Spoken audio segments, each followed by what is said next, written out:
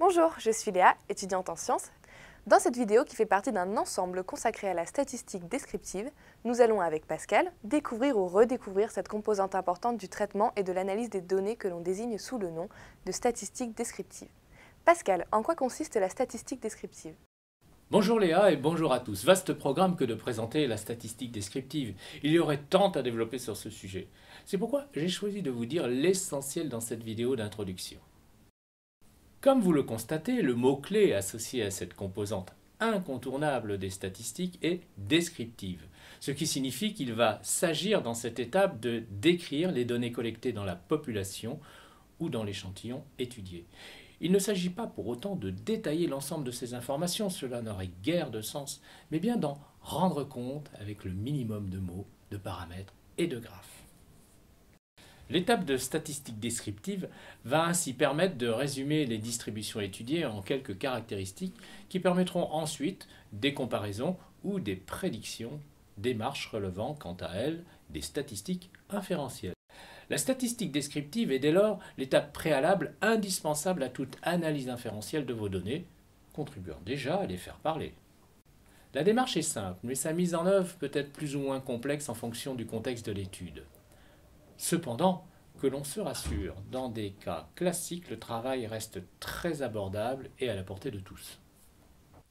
À la suite de votre expérience ou de vos observations, ou après avoir récupéré les réponses à un questionnaire soumis à un échantillon de personnes, vous vous retrouvez avec un ensemble d'informations plus ou moins cohérentes appelées jeux de données, on parle de dataset en anglais, très souvent disposées dans un fichier et constituant de fait une base de données qu'il va falloir décrire du mieux possible pour en autoriser l'analyse. Ce sont les fameuses entrées du couple entrée-sortie des programmes informatiques, input file en anglais. Parmi les logiciels les plus souvent utilisés en traitement des données, on peut citer R, SPSS ou bien encore Statistica, XLStat, et il y en a bien d'autres.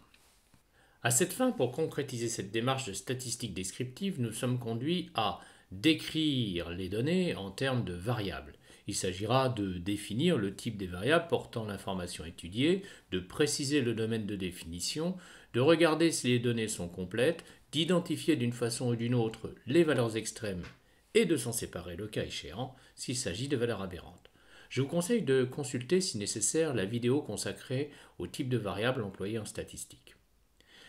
Identifier les lois de probabilité décrivant le mieux la variation de ces valeurs classiquement associées, c'est-à-dire loi binomiale, loi de Poisson ou loi normale, et se rappeler dans ce contexte que le nombre de mesures ou d'individus dans l'échantillon est un élément important. En effet, si n est supérieur à 30, alors le théorème central limite va pouvoir s'appliquer et l'on pourra dès lors très certainement confronter des données à des tests paramétriques. Nous pourrons par ailleurs procéder à un test sur la normalité d'une distribution continue à partir des valeurs prises dans un échantillon. Il pourra s'agir d'un test de Shapiro-Wilk, d'un test de Kolmogorov-Smirnov ou bien encore un test de Lilliefors. Effectuer un certain nombre de calculs incontournables pour obtenir la moyenne et la variance d'une distribution continue ou bien encore les proportions observées des modalités d'une variable qualitative. Réaliser une représentation graphique adaptée aux données étudiées. Par exemple, un histogramme décrivant la répartition des valeurs prises par une variable aléatoire dans un échantillon ou encore des diagrammes en secteur, plus connus sous le nom de camembert ou pie en anglais, pour rendre compte des fréquences des modalités d'une variable qualitative. Il ne faudra pas négliger la mise en forme du graphe, donner un titre au graphique et des étiquettes explicites aux axes de la représentation graphique. Se demander s'il existe des liaisons entre certaines variables ou encore si l'on peut réduire les dimensions, décrivant le jeu de données que l'on a récolté en quelques descripteurs, sorte de super variables, combinaison linéaire des variables initiales, en procédant par exemple à une analyse factorielle, ACP, AFE, AFC ou d'autres encore. Le cas échéant, repérez votre ou vos variables dépendantes, notez VD, et dites aussi variable réponse ou encore variable à expliquer, ainsi que vos variables indépendantes, notez VI, également appelées variables explicatives. Présentez l'ensemble des résultats dans des tableaux de synthèse qui compléteront les graphes réalisés. Développons plus particulièrement le cas des variables aléatoires continues. Pour chaque variable quantitative rencontrée, nous allons pouvoir résumer leur distribution de façon spécifique grâce à la détermination de paramètres de position, de paramètres de dispersion et de facteurs de forme. Pour ces variables, il nous faudra nécessairement calculer les paramètres de position, que sont typiquement le minimum, le maximum, la moyenne, la médiane ou encore le mode, qui donne un ordre de grandeur de la grandeur étudiée, donc des données qu'elle représente. Calculer les paramètres de dispersion, pour ne citer que variance étendue, c'est-à-dire maximum moins minimum, écart type, quartile, centile, qui permettent quant à eux d'avoir une idée de la dispersion moyenne des données par rapport à l'ordre de grandeur de la variable étudiée, moyenne, médiane ou toute autre valeur remarquable. Déterminer les facteurs de forme en analysant les représentations graphiques, mais aussi en calculant les coefficients d'asymétrie, appelés skewness, et qui est le moment d'ordre 3, et d'aplatissement, appelé courtesis, moment d'ordre 4 de la variable centrée réduite. Ces coefficients nous indiquent notamment si la distribution des valeurs est ou non symétrique, aplatie ou encore d'allure normale. Dans ce cas, le coefficient d'asymétrie et le coefficient d'aplatissement normalisé sont tous les deux proches de 0. Ils peuvent révéler des données présentant un plus ou moins fort écart à la symétrie ou bien encore une dispersion multimodale révélant des sous-groupes identifiables dans l'ensemble étudié. Comme nous l'avons déjà mentionné, des tableaux synthétiques rassemblant les paramètres caractéristiques et présentant l'intervalle de confiance de la moyenne, voire d'autres paramètres, pourront être avantageusement conseillés pour compléter la description et participer au résumé de la distribution. Des graphes, bien entendu, compléteront la description de cette distribution.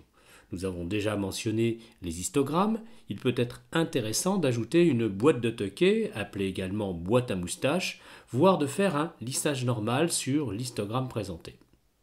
À cette fin, pour être convaincu que la tendance de la distribution de la variable étudiée est normale, il est également d'usage de faire des tests d'adéquation à la loi normale.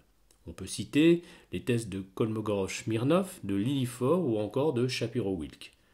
Un test du Qui2 peut également être réalisé, mais il est nettement moins pratique à mettre en œuvre.